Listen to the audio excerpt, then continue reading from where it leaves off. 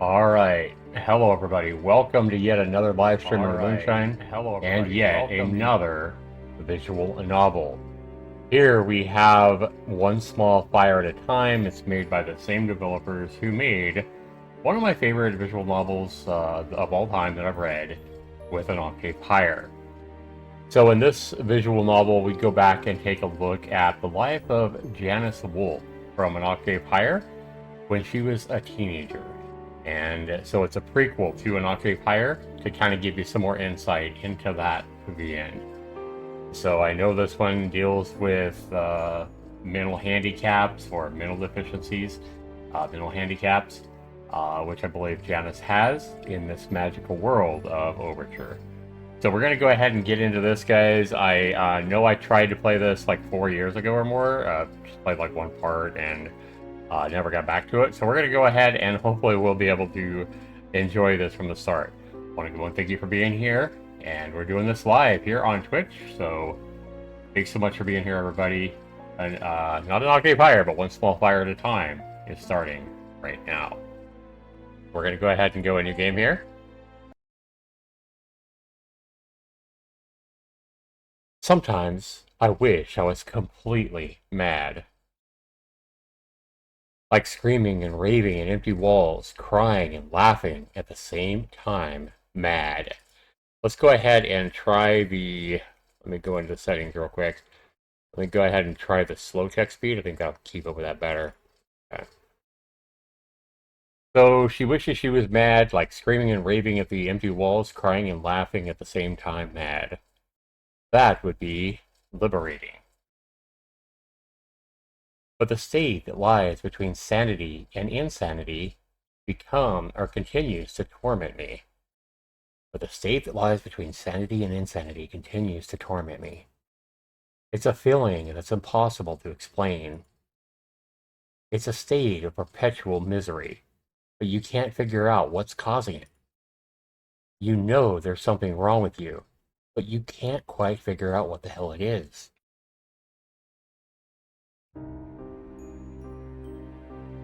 I open my eyes to see the moon painted black by darkness. I stare at the ceiling. Maybe if I stare long enough, something will appear. Nope, nothing. Just that old, dull ceiling, as boring as the dead of night. The silence is deafening in the small bedroom. Nothing can be heard. Nothing is moving. Nobody speaks. For there is nothing and nobody here. I try listening to nobody. Maybe if I listen hard enough, nobody will tell me goodnight. Nobody will read me a bedtime story or sing me a lullaby. Yeah, obviously no YouTube here, right? No phone that she can listen to me, read her a bedtime story. Sure enough, nobody does that. I'm all alone. That would be sad. I raise my right arm, reaching out toward the dead ceiling. Maybe somebody will take my hand and put it in their own. Someone, anyone. But who would do that? A god? A devil? An angel? A demon? A ghost? A spirit? Anyone. Anyone at all. Anyone would be fine. I wait for a moment. I wait 2 minutes. My hand feels as heavy as lead. How long has it been now? Won't anyone take my hand? No? Okay. As usual, nobody takes my hand. Nobody ever takes my hand. I let my arm fall limply to my chest. I use that arm to hug myself, since nobody ever will. Oh man, this is actually sad. This is heartbreaking already, right? Hugging herself. Chapter 1, Madhouse.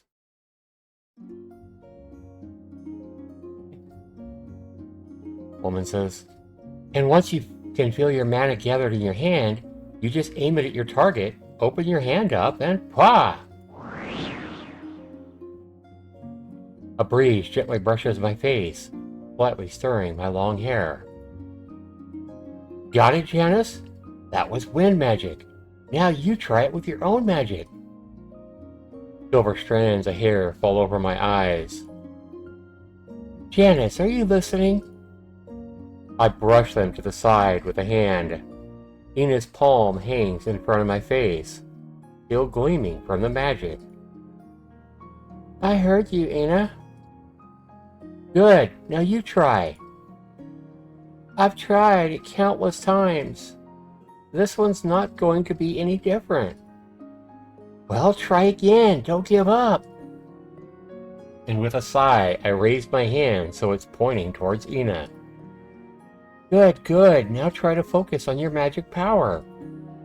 Remember, magic always comes out of your hands, so concentrate your mana there.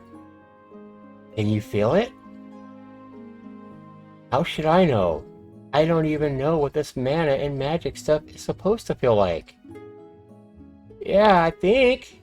So she's just giving into her pressure and... Oh, this is so sad. Good girl, now all you gotta do is invoke the summon magical ability on your magical trait to cast a spell. She's all excited. What was your magical trait again? They told me it was courage. Great, courage is a trait for fire magic. Now summon some fire. Try something like this. Wait. Ina gawks at the hand in front of her face. Hey, if it's fire magic, don't aim it at me. Summon! No! Ah! She turns her face away and tries to shield it with her hands. Ah! Oh. As she peeks through a gap between her fingers, she blinks a few times. I told you I've tried this countless times, but nothing ever comes out of my hand. Ina and I lower our hands at the same time. I can't use magic, Ina. Well? Why don't I show you again? There's no need. You've demonstrated it dozens of times. I'm sorry I'm such a horrible teacher. To be honest, I have no idea how to cast magic spells either. I was just suddenly able to do it when I was a child. Well, that's how it is for most people. But I'm not most people, which is why I'm here. Here, in this case, is the madhouse. I suffer from what people call lunacy, madness, or insanity. It's a disease unlike any other. Normally, diseases can be cured with magic, but not lunacy. Lunacy isn't a disease of the body, but it's actually one of the mind. It comes in many forms. Some people talk and laugh to themselves. Others have just irrational fears about little things, or claim to see and hear things that aren't for real, and so on. Since we lunatics can't properly function in society, we're kept in one of these madhouses for treatment. However, unlike in hospitals where doctors would cast heal or cure on patients' wounds or the like, madhouses have alienists who diagnose and treat madness by regularly talking to inmates in therapy sessions. I live in a madhouse called Eclipse, and I've been here for a very long time. Ina says, let's try again, okay? I'll do my best to help you overcome your madness, so please don't give up. Ina Polidori works as a nurse in the Eclipse Children's Ward.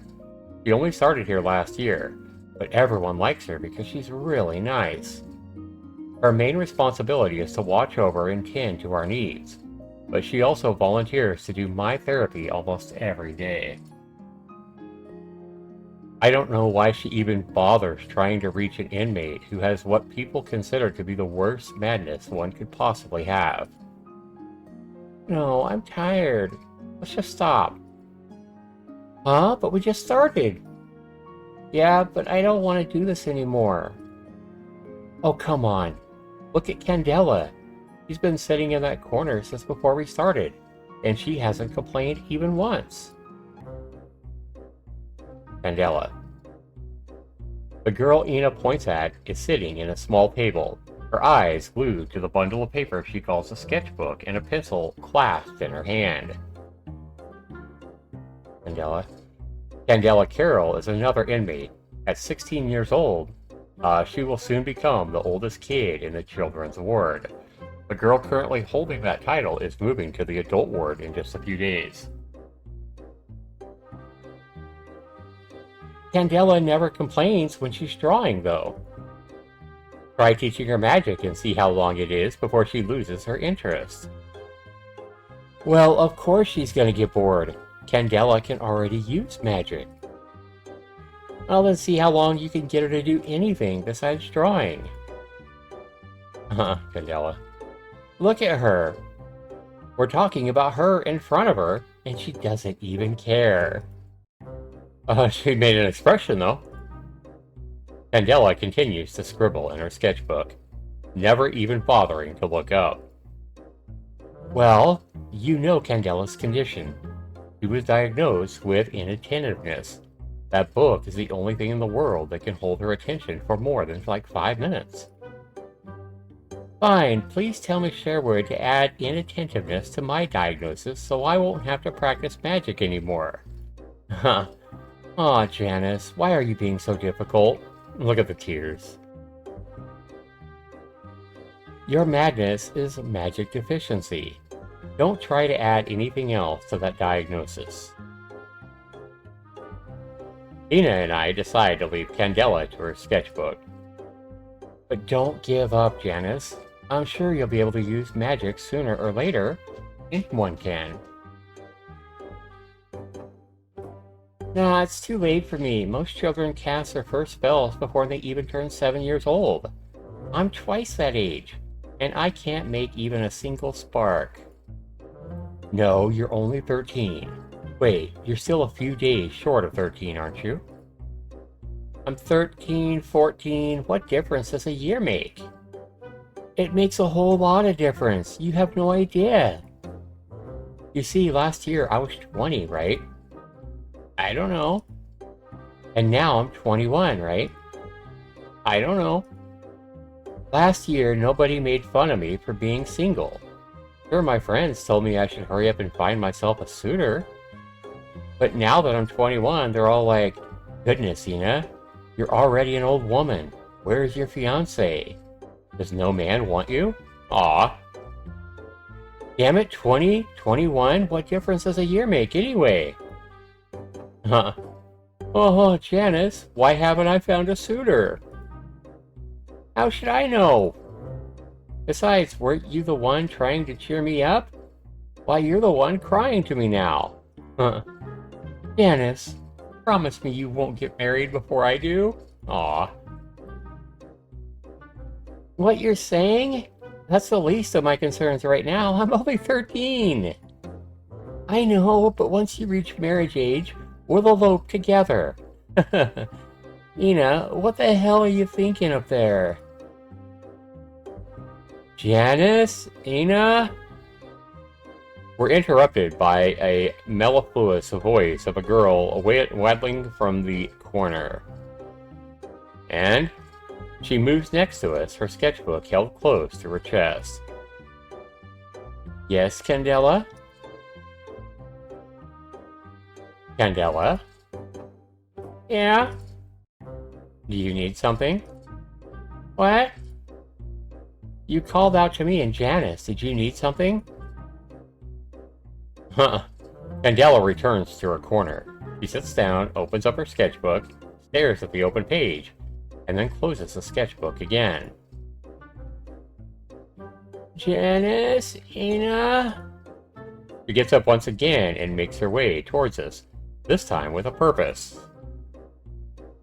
Once she arrives, she opens her sketchbook and shows us a page. Look what I drew. Oh wow, look at that art. On the page is a pencil sketch of me and Ina. Oh wow, Janice, look. Candela drew us. That's fantastic. We're so beautiful in this drawing, aren't we? Yeah, very beautiful. I bet the Ina in this picture would have no trouble getting a suitor. Haha, Janice, why are you being so mean? Janice, don't be mean to Ina. A child who was an inmate at a madhouse just told me not to be mean to her nurse. You heard Candela, don't be mean to me. And the nurse is happy that she's being protected by another inmate. How sad, Ina. I look at Candela's sketch again. As Ina said, it is indeed a beautiful drawing, but something here is glaringly wrong. The fact that she's trying to cast magic? Tails? They got tails. Yeah, what's with the cat ears and the tails? Yep. I point a finger at the pair of oversized, triangular ears peeking out of my hair in the sketch. What? As usual, Candela isn't paying any attention. What's wrong with the cat ears? I kinda like them. Oh, those. I thought you two would look cute with them. You're still as weird as always. Well, at least you didn't draw Ina with a horn on her forehead again. Huh? She drew me with what? Candela returns to the corner with her sketchbook and once again picks up her pencil. Apparently, she has already lost interest in the two of us. Ina says, Candela, why don't you help me teach Janice magic here? It'll serve as a great reminder for you, too. Candela puts her pencil back down. I can't. Huh? Why? I'm out of mana. Oh, why didn't you tell me?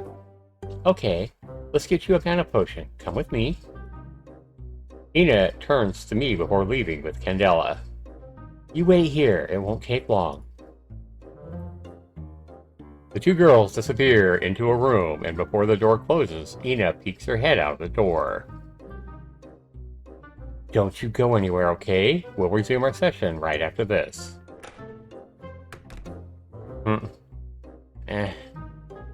Should I go outside or wait for Candela? Let's be a good girl. Let's wait. Oh, we added friendship level with Candela. I guess I'll wait for them to come back.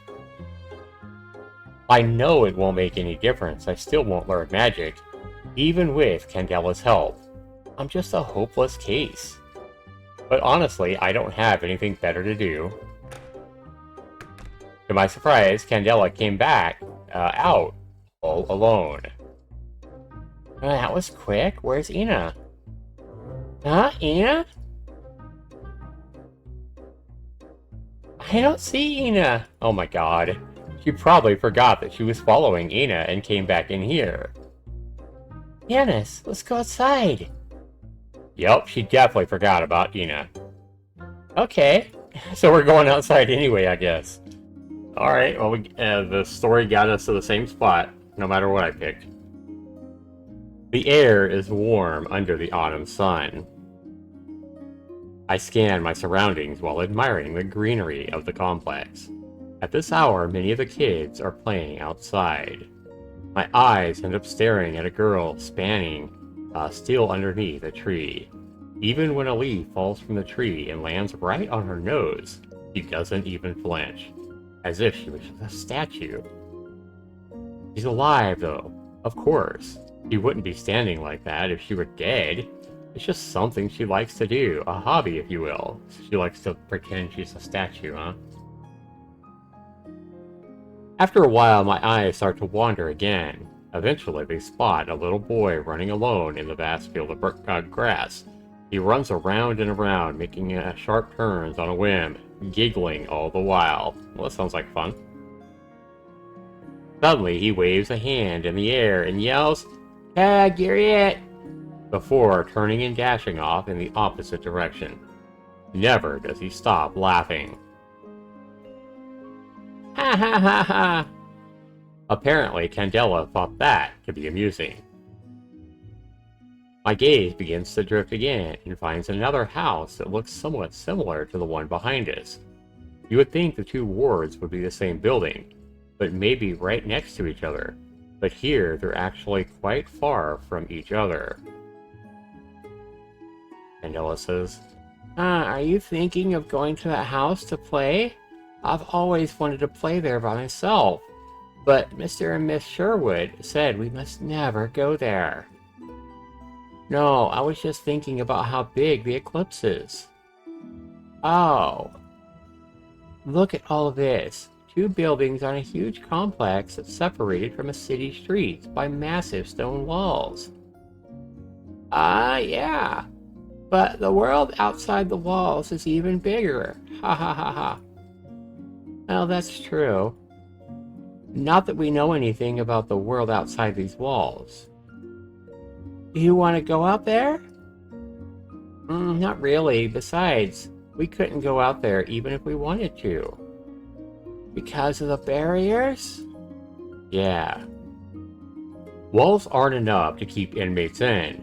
Wind magic users can levitate over them, but madhouses solve this by not giving their inmates mana potions and keeping them locked in their wards.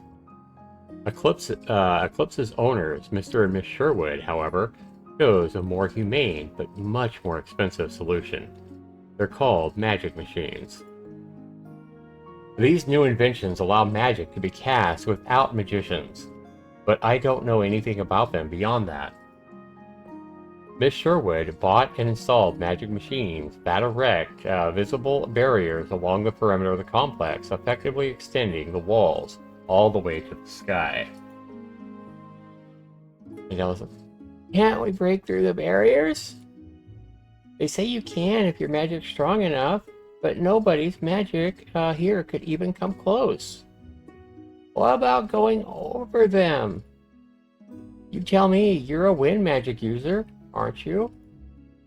Yeah, I can levitate, but I can only get about a dozen yards off the ground. Not nearly enough to get over the barriers. On the other hand, I've been told that earth magic users can cast a gravity nullification spell, which in theory would allow them to jump over the barriers. However, the same problem arises. Children can lower gravity, but they aren't strong enough to completely nullify it. The only way in and out of the eclipse is through the main gate, but they keep it locked most of the time. So the security is perfect, hehehe. Yeah, but why do they need all this security anyway? Huh? It's to prevent us from escaping, right? But why would we want to escape? Eclipse is our escape, not the other way around. We'd only be mocked and humiliated out there because our diseases can't be cured by magic. Who in their right mind would want to escape from the madhouse? It's crazy that Janice is only 13, but she's basically, it sounds like she's smarter than the 16-year-old Candela. But none of us are in our right minds, ha ha ha ha ha! That's a good point. We continue to watch some kids playing in the yard.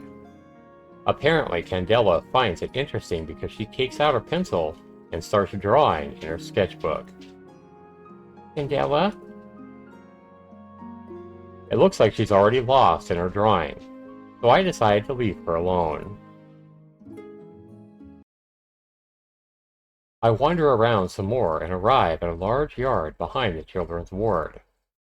A number of pillars stand in the distance. Years ago, they started constructing a new building, but the project was canceled shortly afterwards. I can still see some of the tools and other stuff that they used scattered about.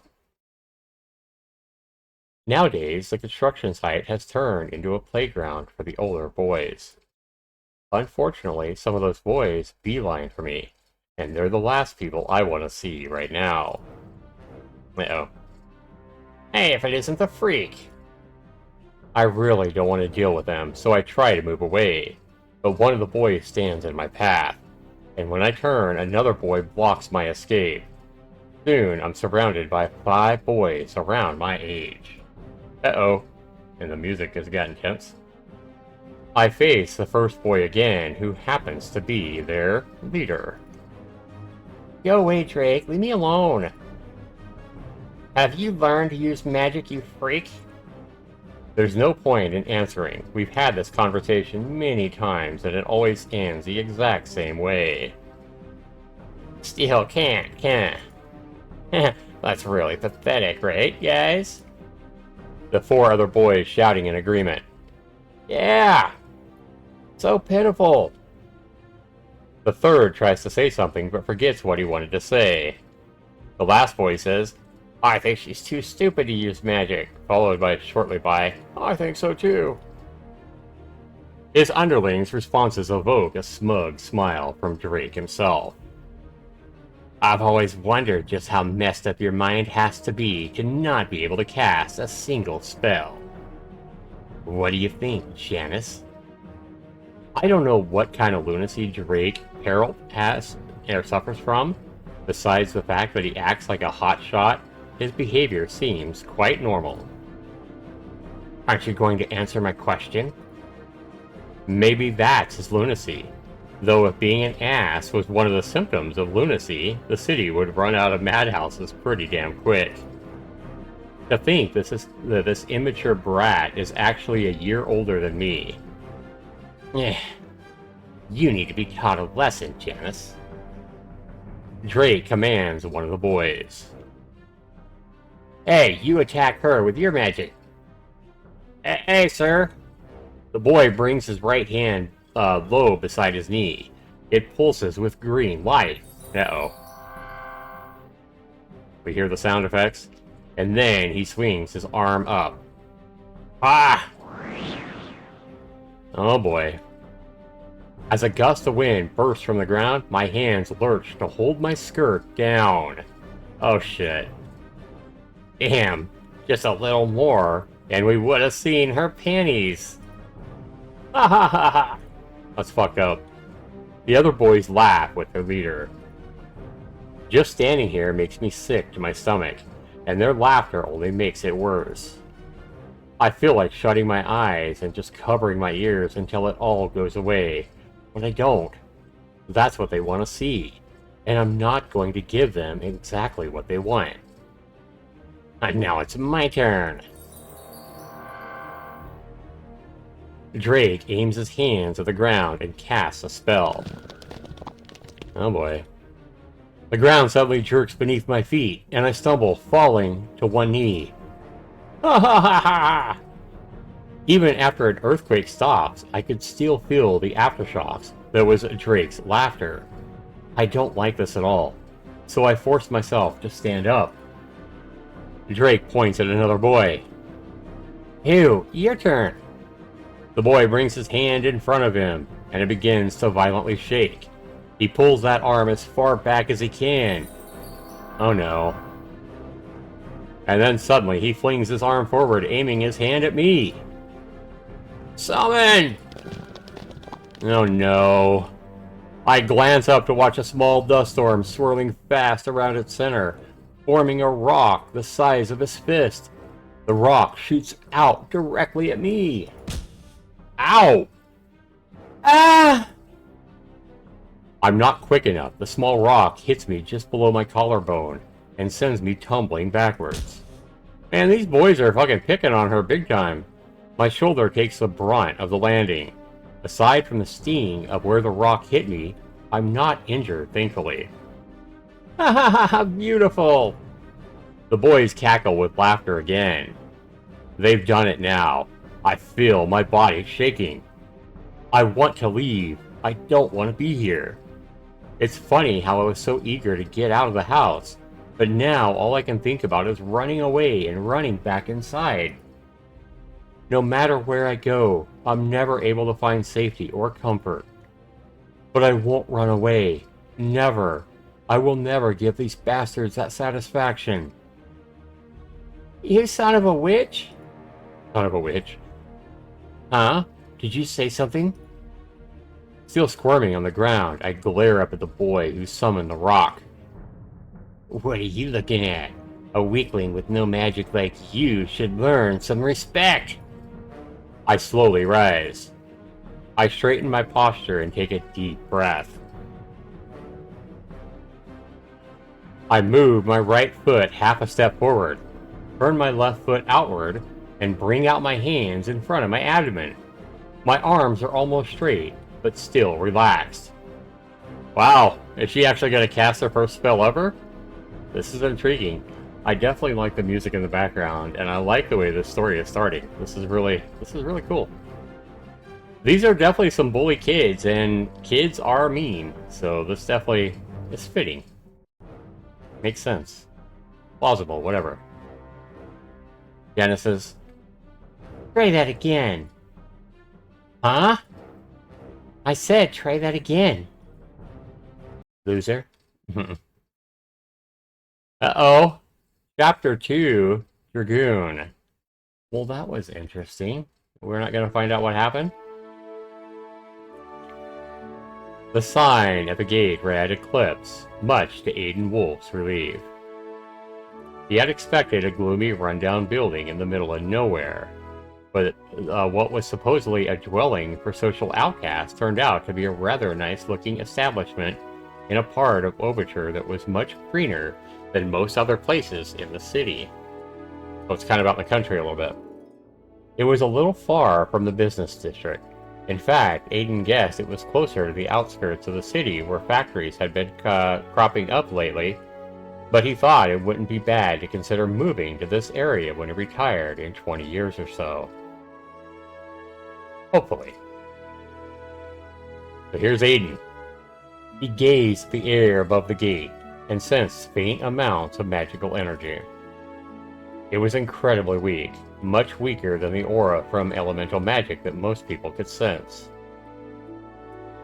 Sometimes he hated how overly sensitive he had become to these things, but that was years and years of combat magic had done to his senses, and without them he wouldn't have survived all those battles that he'd been a part of.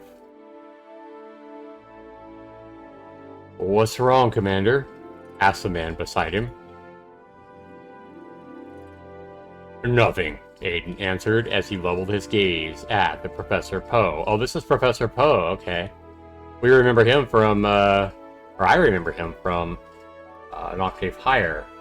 So this is the great scientist that is in An Octave Higher, and if you guys haven't seen or listened to me play An Octave Higher, I highly recommend you definitely go listen to that. The entire playlist is on my YouTube channel. Even a professor from the Conservatoire d'Ouverture, widely regarded as the most prestigious school of magical science, failed to sense it. And then who's this? "Is it a magical barrier?" another man asked. Aiden was surprised that the young Lord Godwin could sense the invisible barrier. It was nothing more than raw mana given semi-physical form, but the man added, so again, we have a character much younger than in An Octave Higher. This is Lord Godwin. This is the father of Frederick in An Octave Higher.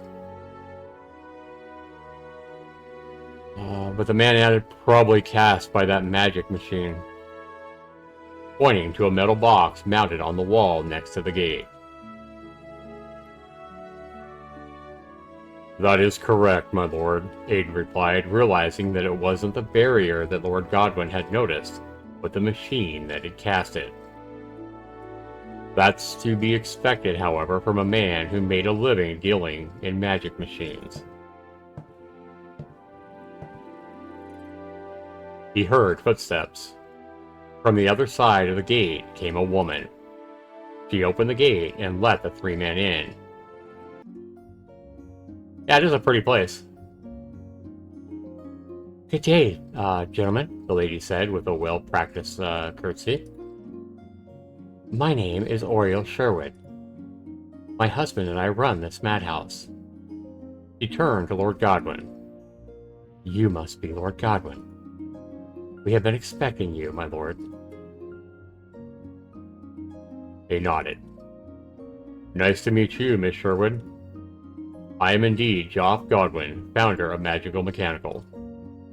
He always spoke in an almost toneless voice that carried neither friendliness nor hostility, but instead gave off an air of nobility that one would expect from one of his standing.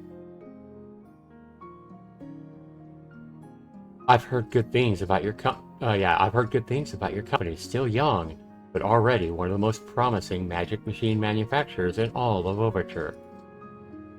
It would be a great honor to work with you in Magical Mechanical, my lord.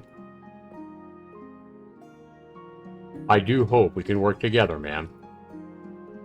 The lord added, I hope you don't mind that I brought some acquaintances of mine.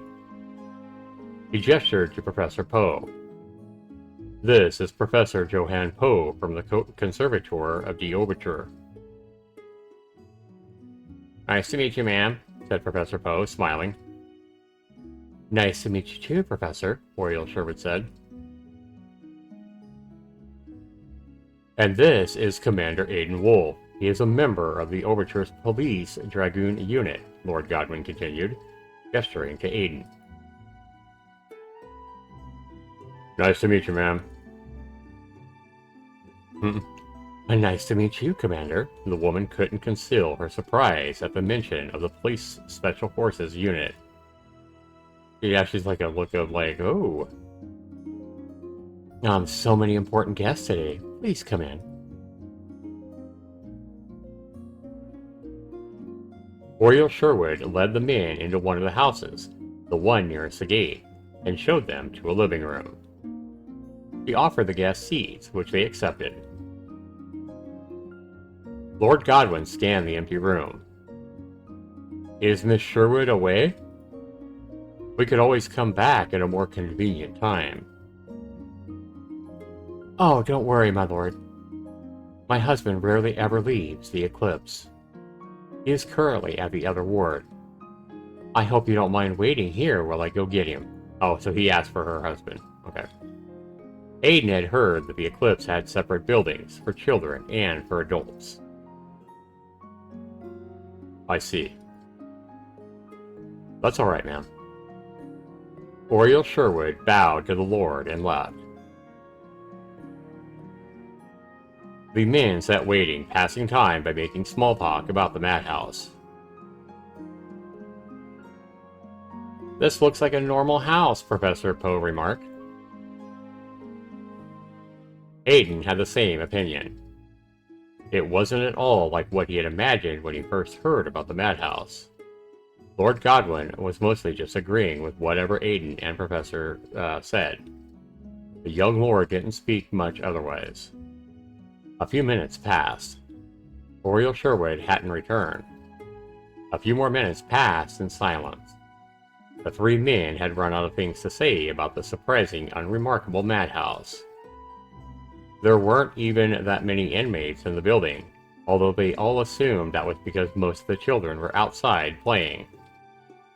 Aiden glanced at his two companions. Professor Poe was tapping his right foot and scanning the room, clearly bored. Lord Godwin, on the other hand, was still sitting quietly, his face as blank as a sheet of paper. Aiden could never tell what he was thinking. I'm going to take a walk outside, Professor Poe exclaimed while raising from his seat. Would anybody care to join me? Yes, I'll go with you, Aiden answered, sounding more enthusiastic than he had intended. What about you, my lord? I'll wait here, Lord Godwin replied. Professor Poe shrugged before leaving with Aiden through the front door.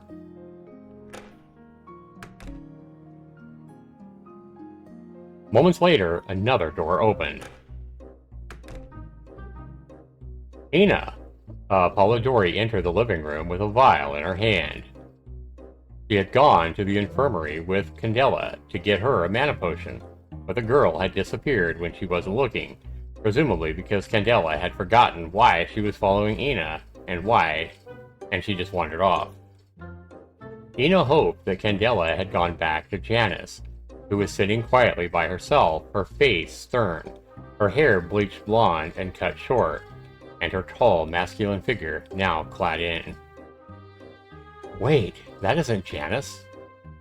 Where had Janice gone? She had told her not to go anywhere, but clearly she had disobeyed that request. Uh-oh. That little troublemaker? When she had found that girl, she would... More importantly, who was this person who had taken Janice's place? Ina had never seen this man before. Had Mr. Sherwood forgotten to tell her that a new alienist was coming? However, their eyes had locked multiple times since she entered the room, yet he hadn't uttered a single word. Ina had never met an alienist who stayed silent when being stared at, especially for those that had been hopelessly defeated to Cantella's total lack of interest in them. But this person hadn't done therapy with Candela yet, so Ina knew this person was definitely not an alienist. Maybe he was the parent of an inmate, Ina thought. But if he was, where was his child? Did he lose his child like Ina had lost Candela on the way to the infirmary? It didn't look like he was looking for anyone, though, so Ina concluded that this person wasn't the parent of an inmate either. That left only one possibility. He must be a new inmate. Huh. The poor guy must have come to the children's ward by mistake, thinking he was in the adult ward. Oh no. Ina perfectly understood how someone new to the facility could confuse the two buildings. Excuse me, Ina said as politely as possible. This is actually the children's ward. What you're looking for is the other building. The man rose from his seat, but continued to stare at her. Had he not heard her?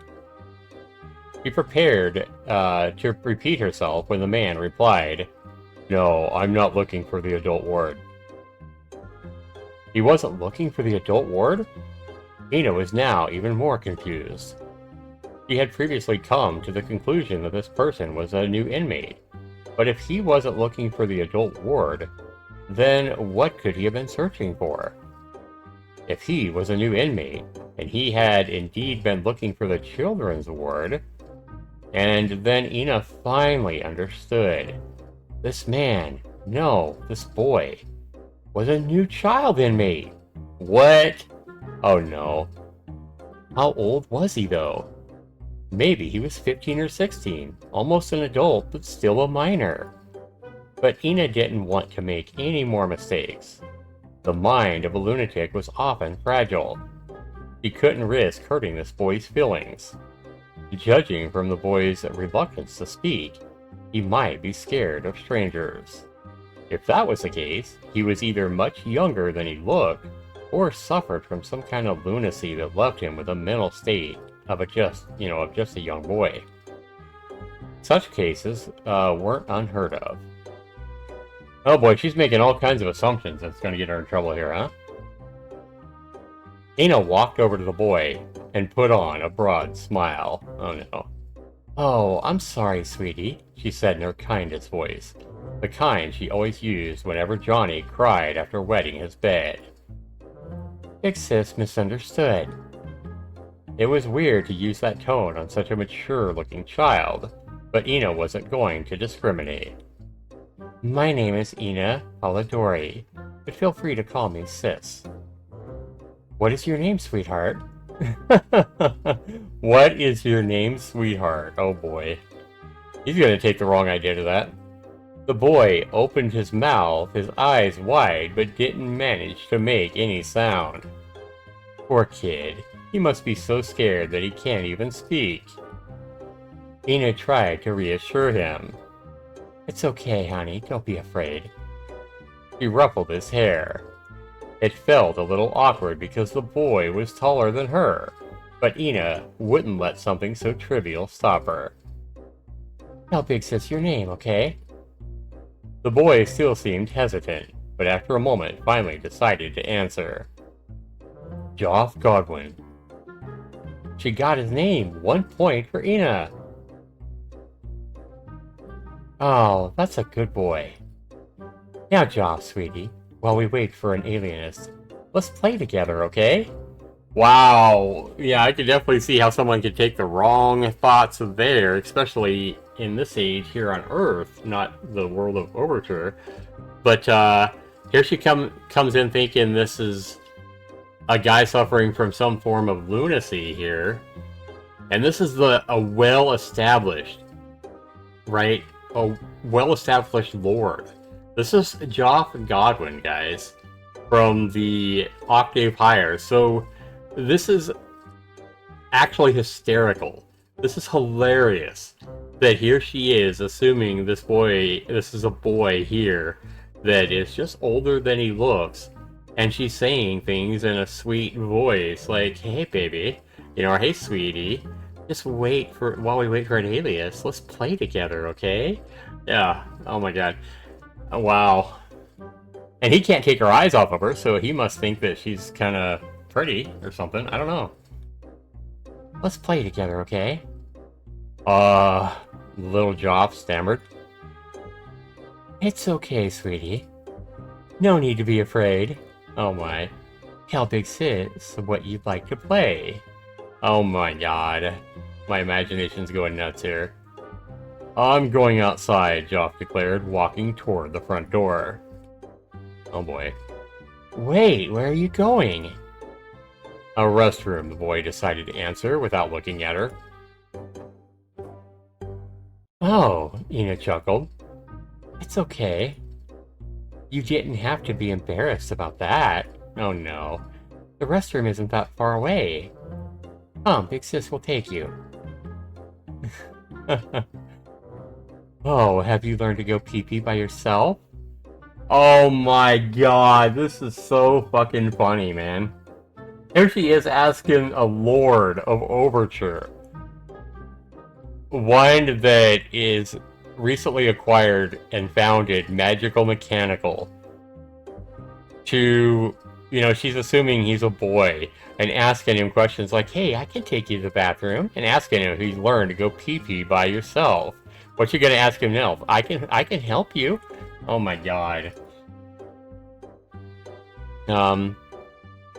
Had he?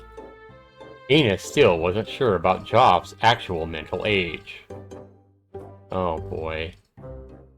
Yep, she did ask if she could help him.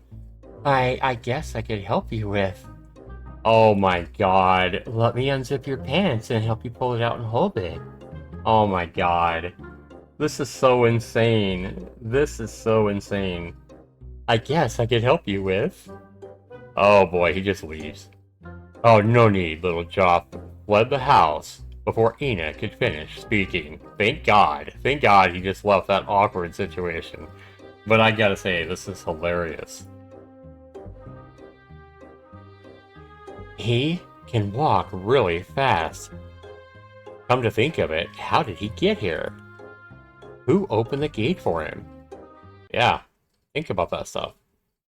She's gonna feel like such a fucking idiot when she figures out that that's actually Lord Godwin.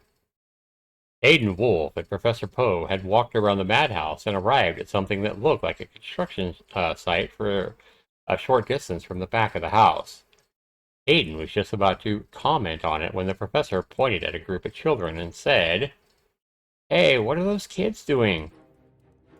The girl on the ground grimaced as she slowly rubbed her chest. Surrounding her were 5 boys, and Aiden could clearly tell that one of them had just cast a spell, earth magic to be exact. He felt a shiver crawl up his spine. Uh-oh. He knows what's going on. His heart might have skipped a beat during all of that, but not the kind that teenage boys experience when they see pretty girls.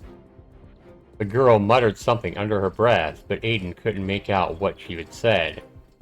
A boy who seemed to be the leader of the group snarled at her. Huh? Did you say something?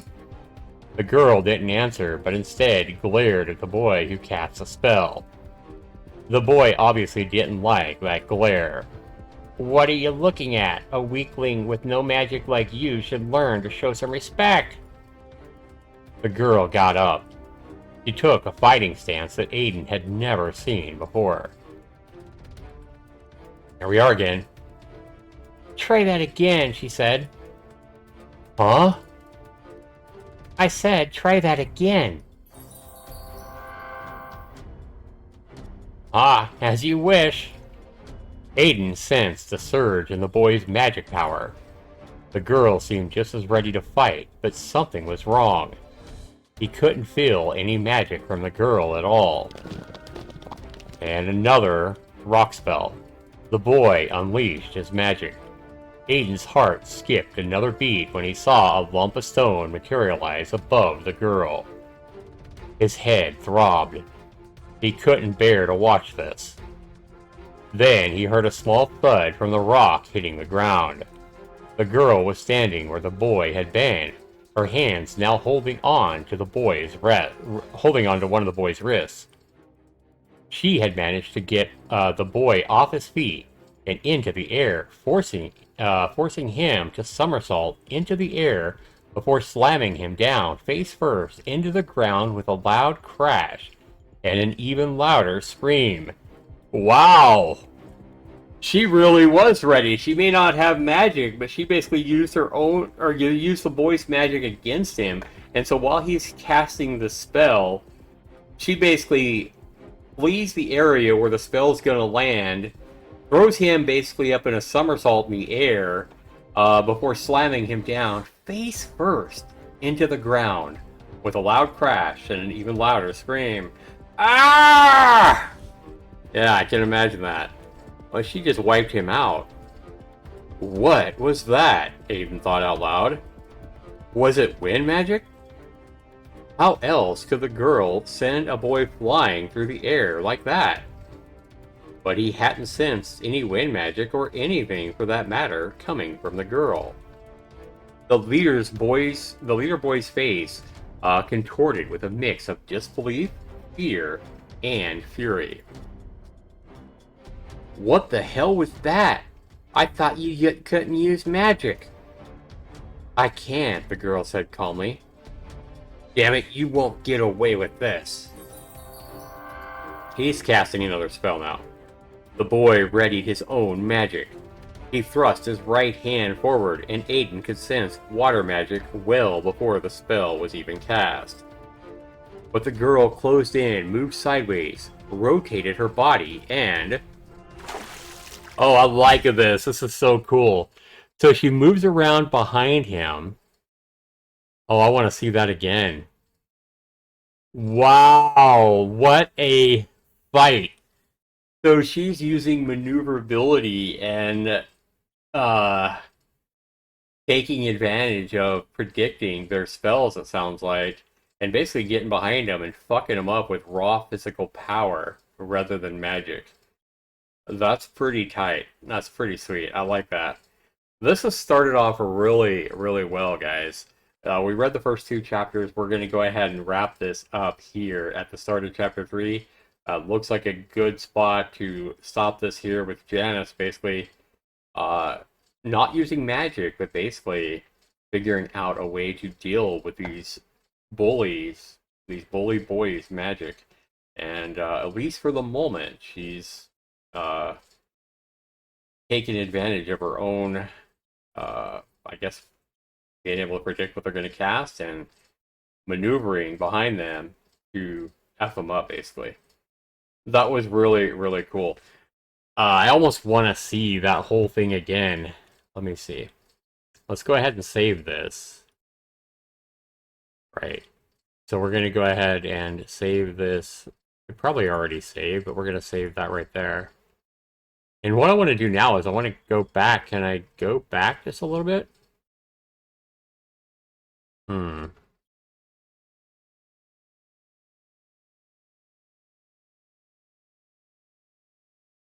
Yeah, it doesn't look like I can click on anything and go backwards. I would love to be able to go back a little bit. Alright. We'll just go back to our live stream here.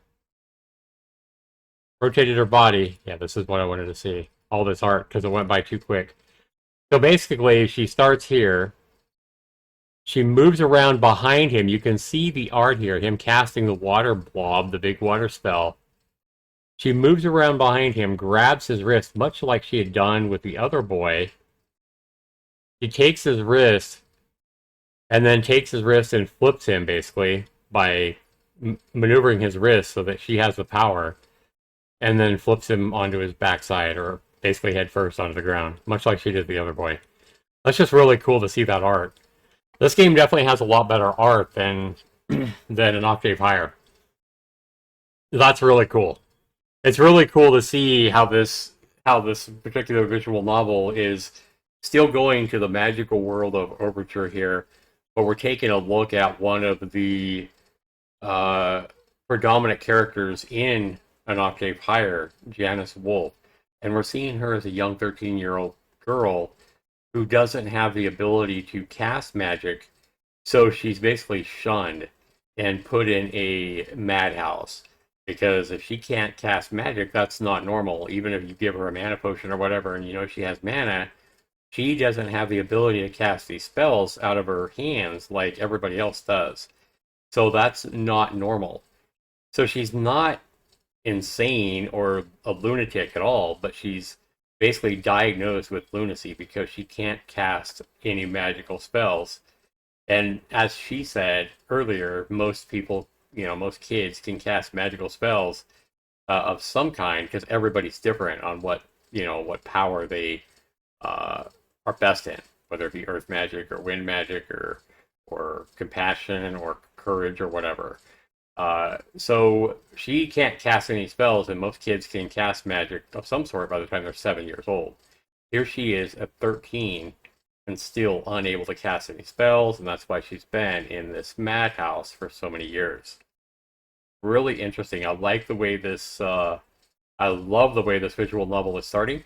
And by the way, guys, you guys can go look at this visual novel, One Small Fire at a Time, on Steam. And if you do look at it, you'll see that it has like 100% positive reviews. It's around 50 reviews, but not a single negative review. So yeah, right here. If we look at One Small Fire at a Time, yeah, 100% of almost 50 reviews are positive. So people are liking it. I think it is supposed to be a shorter visual novel than an octave higher. I think that one took me about 21, 22 hours to read. So yeah, it's probably best that this one is maybe 10 or 12 hours for me to read rather than, uh, you know, 22 hours. But we're going to go ahead and pick this up, guys, probably tomorrow night when I do LiveStream in the Moonshine number 286. And I definitely want to finish this one this time. This has started off really good. I like it. So we'll see you in the next LiveStream in the Moonshine tomorrow night, guys. Or the next livestream or the next video, whatever it is. If you're watching this on YouTube, we'll see you in the next video. Thanks so much for watching, and I hope to see you guys back for LiveStream on the Moonshine number 286 when we find out what happens with Lord Godwin and Professor Poe and, you know, this child's madhouse, if you would, in the world of Overture. Thanks so much for being here, guys. Have a great day or night, whatever time it is in your part of the world. This has been Zax299. Have a good one, everybody. Take care.